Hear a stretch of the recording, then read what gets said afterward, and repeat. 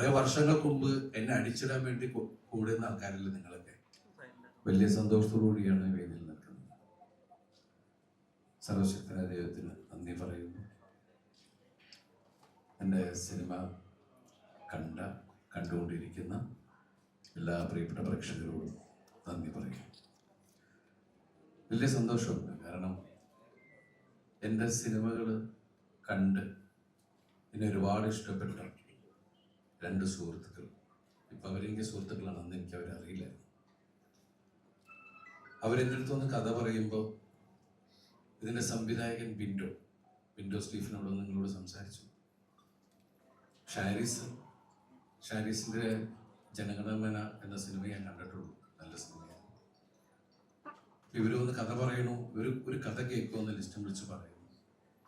കഥ പറയാൻ വന്നപ്പോൾ എൻ്റെ അടുത്ത് പറഞ്ഞത് ഈ സംവിധായകന്റെ കഥയാണിത്. അദ്ദേഹം ഇതുവരെ കല്യാണം കഴിച്ചിട്ടില്ല. അദ്ദേഹത്തിന്റെ സഹോദരന്മാരെല്ലാം കല്യാണം കഴിച്ചിട്ടുണ്ട്, അവർക്ക് കുഞ്ഞുങ്ങളാവുന്നുണ്ട്. ഈ പുള്ളിയുടെ ഒരു കഥയാണ്, ഞങ്ങൾ അതിൽ നിന്നാണ് ഈ കഥ ഉണ്ടാക്കിയിരിക്കുന്നത് എന്നാണ് പറഞ്ഞത്. അങ്ങനെ നമ്മൾ സിനിമ ഷൂട്ടിംഗ് നടന്നുകൊണ്ടിരിക്കുന്നതിൻ്റെ ഇടയിൽ സംവിധായകൻ കല്യാണം കഴിച്ചു. പിന്നെ എൻ്റെ അടുത്ത് വന്നിട്ട് പറഞ്ഞ ആരോടും പറയുന്നിട്ട് എൻ്റെ കഥയാണ്. പക്ഷെ എനിക്കത് പറയാതിരിക്കാൻ പറ്റൂല. അപ്പോ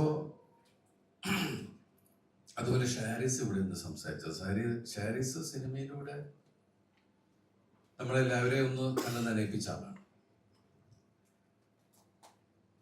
ഷാരിസിന്റെ വാക്കുകൾ ശരിക്കും മനസ്സറിഞ്ഞിട്ട് വരുന്നതെന്ന് എനിക്കറിയാം, നന്നായിട്ട് അറിയാം.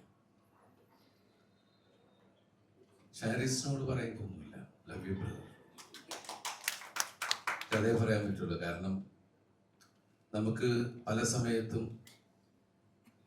നമ്മൾ പരിചയപ്പെടുമ്പോൾ അവരുടെ പെരുമാറ്റം കൊണ്ട്, അവരുടെ വാക്കുകളിൽ നിന്നാണ് ചിലപ്പോൾ ചില മുജ്ജന്മ ബന്ധങ്ങൾ എന്നൊക്കെ പറയുന്ന പോലെ എനിക്കത് ഫീൽ ചെയ്തിട്ടുള്ളത്. ഞാൻ വല്ലാത്തൊരവസ്ഥയിൽ നിൽക്കുന്ന സമയത്ത് ഇറങ്ങിയ സിനിമയാണ് രാമലീല. ആ രാമലീല എഴുതിയ സച്ചി നമ്മളെ വിട്ടുപോയി. എനിക്ക് തോന്നിയിട്ടുണ്ട്, സച്ചി എനിക്ക് വേണ്ടിയാണോ ഇവിടെ ജനിച്ചത്? കാരണം എനിക്ക് ഏറ്റവും അപകടമുള്ള സമയത്ത് എന്നെ മലയാള സിനിമയിൽ വീണ്ടും പിടിച്ചു നിർത്തിയത് അരുൺ ഗോപി സംവിധാനം ചെയ്ത രാമലീലയാണ്. ആ സിനിമയ്ക്ക് എൻ്റെ കരിയറിലെ ഏറ്റവും വലിയ ഹിറ്റുകളിലൊന്നാണ് രാമലീല. ഏറ്റവും പ്രതിസന്ധിയിൽ നിൽക്കുന്ന സമയത്ത്, ഇനി മലയാള സിനിമയിൽ ദിലീപ് ഇല്ല എന്ന് പറയുന്ന സമയത്ത് ഇവിടുത്തെ ലക്ഷക്കണക്കിന് ജനങ്ങൾ തിയേറ്ററിലേക്ക് ഓടി വന്ന് ആ നടനെ ഇവിടുന്ന് അങ്ങനെ കളയാൻ പാടില്ല എന്നുള്ള രീതിയിൽ പിടിച്ചു നിർത്തിയ ഒരു സിനിമയാണത്. അതുപോലെ തന്നെ ഈ 150ാമത്തെ സിനിമ ഇവിടെ പറയണ്ടേ, എൻ്റെ 100ാമത്തെ സിനിമ കാര്യസ്ഥനായിരുന്നു. ആ സിനിമയിലും എൻ്റെ അച്ഛനായിട്ട് അഭിനയിച്ച സിദ്ദിഖാണ്. എൻ്റെ 150ാമത്തെ സിനിമയിലും എങ്ങനെയൊക്കെയോ കറങ്ങി തിരിഞ്ഞ് സിദ്ദിഖ് തന്നെയായിട്ട് എൻ്റെ അച്ഛനായിട്ട് അഭിനയിക്കുന്നത്. അപ്പം ഞാനിടയ്ക്ക് പല സിനിമകളും ഞങ്ങൾ അങ്ങനെ അച്ഛൻ മകൻ, ഇപ്പോൾ നിങ്ങൾക്ക് എല്ലാവർക്കും ഇഷ്ടപ്പെട്ട സിനിമകളിലൊന്നാണ് മൊത്തം കയ്യിൽ നിന്ന് പോയി ഒരു രീതി നടക്കുന്ന ബാലം വക്കീലിലെ എൻ്റെ അച്ഛൻ. അപ്പൊ ഞാനിടയ്ക്ക് ഫോൺ ചെയ്യുമ്പോൾ അച്ഛാ എന്ന് പറഞ്ഞ വിളിക്കണത്. കാരണം അങ്ങനെ ഒരു ചില ബന്ധങ്ങൾ ഉണ്ടാവാന്ന് പറയുന്നത്. അതുപോലെ ലിസ്റ്റിന്റെ കൂടെ ഞങ്ങൾ അവരുടെയൊക്കെ വെച്ച് കണ്ടുള്ള സൗഹൃദങ്ങൾ മാത്രമേ ഉള്ളൂ. ലിസ്റ്റിന്റെ കൂടെ പണം ചെയ്തിട്ടൊന്നുമില്ല. മലയാള സിനിമയിലെ ഒട്ടുമിക്ക താരങ്ങളെയും വെച്ച് നിർമ്മിക്കുന്ന ഒരു വലിയ കമ്പനിയാണ് മാജിക് ഫ്രെയിംസ്. അപ്പോൾ ലിസ്റ്റിന് അങ്ങനെ ഒരു കഥ, ലിസ്റ്റിന്റെ ഒറ്റ ആഗ്രഹമാണ്, ചേട്ടാ ഈ പടം അടിക്കണം, ഈ പടം നമുക്ക് ആവശ്യമാണ് എന്ന് പറയുന്ന. കാരണം ഞാനൊരു നിർമ്മാതാവാണ്, അദ്ദേഹത്തിന്റെ സുഹൃത്തുക്കളും അല്ലെങ്കിൽ മറ്റുള്ള ഹീറോസ് ഒക്കെ ആയിട്ട് സിനിമ ചെയ്യുന്ന ഒരാളാണ്. പക്ഷെ ഇപ്പൊ ഷാരിസ് പറഞ്ഞ പോലെ അദ്ദേഹത്തിന്റെ ചെറുപ്പകാലത്ത് ഞാൻ അദ്ദേഹത്തെ ഒരുപാട് ചിരിപ്പിച്ചിട്ടുണ്ട് എന്നുള്ളത്, അല്ലെങ്കിൽ ചിന്തിപ്പിച്ചിട്ടുണ്ട്. എൻ്റെ സിനിമകൾ ഒരുപാട് ഇഷ്ടമായിരുന്നു ഇഷ്ടമാണ് എന്ന് സംസാരിച്ചുകൊണ്ടിരിക്കുന്ന ലിസ്റ്റിന് ഈ സിനിമ മറ്റെന്തിനേക്കാളും വലുതായിട്ടാണ് എനിക്ക് പ്രവൃത്തിയിൽ തന്നെ തോന്നിയിട്ടുള്ളത്. സത്യം പറഞ്ഞ ഈ സിനിമ വരുമ്പോൾ, ഈ സിനിമ റിലീസാവുന്ന നിമിഷം വരെ വലിയ പരസ്യങ്ങളൊന്നും ഇല്ലാതിരുന്ന സിനിമയാണ്. ഈ സിനിമയ്ക്ക് ഏറ്റവും കൂടുതൽ പരസ്യം തന്നത് ഇവിടുത്തെ മലയാളി പ്രേക്ഷകരാണ്.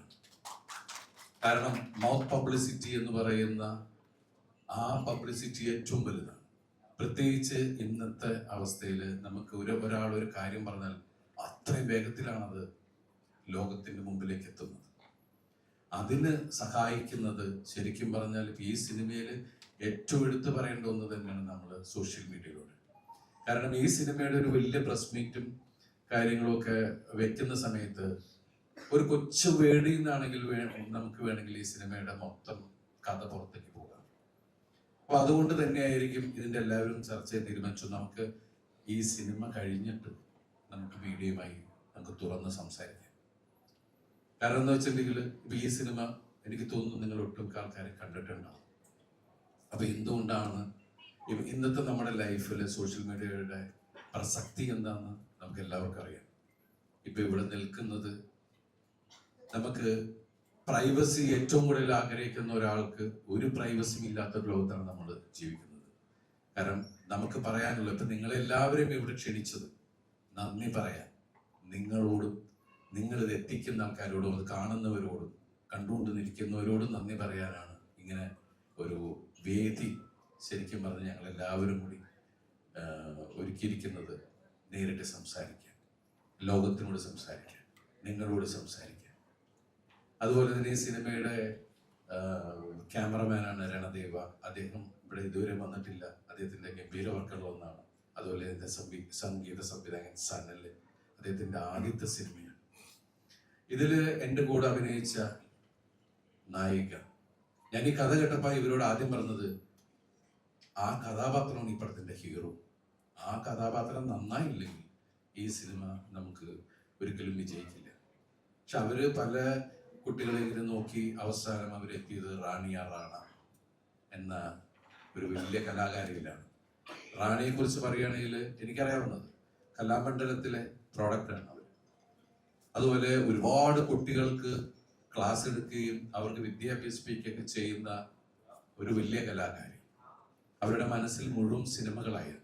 ഒരു ദിവസം അത് വർക്കൗട്ട് ആവുമെന്ന് പറയില്ല. നമ്മൾ സിനിമയെ ഒരുപാട് സ്നേഹിക്കുമ്പോൾ സിനിമ നമ്മളെ തേടി നമ്മളിലേക്ക് വരും.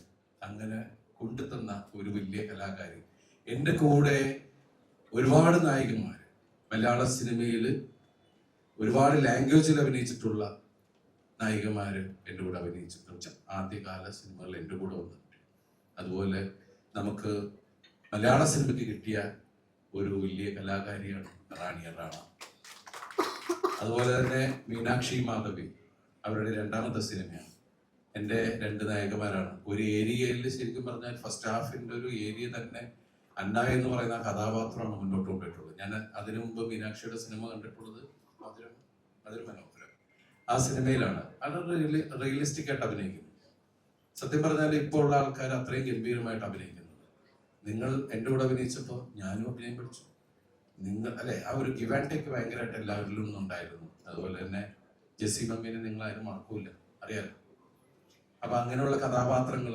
പിന്നെ എനിക്ക് എടുത്തു പറയേണ്ട ആള് ഇപ്പോ പ്രിൻസ് ആൻഡ് ഫാമിലിയിലെ എൻ്റെ അനിയന്മാർ രണ്ടുപേരുണ്ട്. ഒന്ന് ധ്യാനും ഒന്ന് ജോസൂട്ടി. ഞാൻ ആ സിനിമ കഴിഞ്ഞിട്ട് അദ്ദേഹത്തെ അവരാണ് വീട്ടിൽ വെച്ച് കണ്ടു. പിന്നെ ഞാൻ ഇപ്പോഴാണ് കാണുന്നത്. വളരെ തിരക്കുള്ള ആ കലാകാരനെ നമുക്ക് ഇന്നത്തെ മുത്താണ് നമ്മുടെ. കാരണം ഈ സിനിമയുടെ ഒരു ഇന്റർവ്യൂവിലും അവിടെ കൊണ്ടുവന്ന് വെച്ചിട്ടില്ല. ഇന്ന് മുതൽ ഇന്ന് മുതൽ നമുക്ക് വേണമുണ്ട്.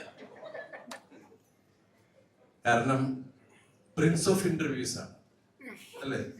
ഇരിക്കട്ടെ. എല്ലാവർക്കും പ്രിൻസിന്റെ ധ്യാന്റെ ഇന്റർവ്യൂവിനെ ഒരുപാട് ഇഷ്ടമാണെന്ന് അറിയാം. എന്തായാലും വലിയ സന്തോഷമുണ്ട് ഈ സിനിമയെ വലിയ വിജയത്തിലെത്തിക്കാൻ വേണ്ടി നിങ്ങൾ എല്ലാവരും തരുന്ന ഈ സ്നേഹത്തിന് ഒരുപാട് നന്ദി പറയുന്നു. എനിക്കൊരു അപേക്ഷ ഉള്ളത്, എങ്ങനെ വേണമെങ്കിലും എടുക്കാം, ഇത് റിക്വസ്റ്റാണ്, ഒന്നുമില്ല. കുറേ വർഷങ്ങൾക്ക് മുമ്പ് എന്നെ അടിച്ചിടാൻ വേണ്ടി കൂടുന്ന ആൾക്കാരല്ലേ നിങ്ങളൊക്കെ. ഇപ്പൊ ഒന്ന് എഴുന്നേറ്റ് നിൽക്കുന്ന സമയത്ത് എനിക്ക് എൻ്റെ കൂടെ നിൽക്കാം. വലിയ സന്തോഷം.